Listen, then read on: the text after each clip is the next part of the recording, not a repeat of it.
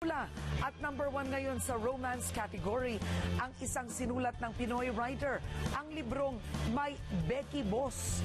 Ibandila mo, MJ Felipe. Gangster! She's dating the gangster. Nasaan siya? Ay! Pangit na nga. Lampa pa. Sinadya. Diary ng pangit. Mas lalo kanilang. I am dead. Talk back and you're dead. Paninginig lang po.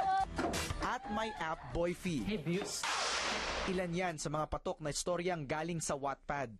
Ang Wattpad ay isang writing community sa internet kung saan malaya kang makakapagsulat ng mga original articles, mga tula, short stories o fan fiction sa pamamagitan ng Wattpad website o application.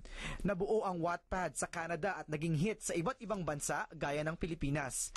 Si Lynn, isang regular office girl na ingganyong magsulat ng kwento sa Wattpad.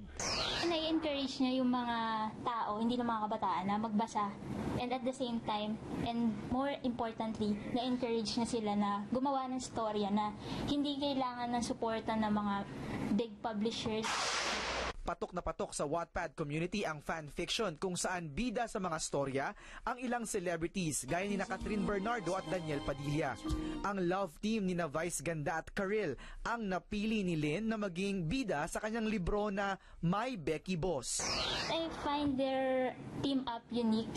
Yung alas na siguro ng My Becky Boss dun, yung sobrang nakakatawa talaga siya. Ngayon, pumalo na sa 1 million hits ang kanyang libro at number 1 ito sa romance category. Dahil sa pagiging internet hit, magkakaroon ng Watis kung saan paparangalan nila ang the best na istorya sa digital storytelling para sa taong ito. MJ Felipe, ABS-CBN News. Susunod na lista.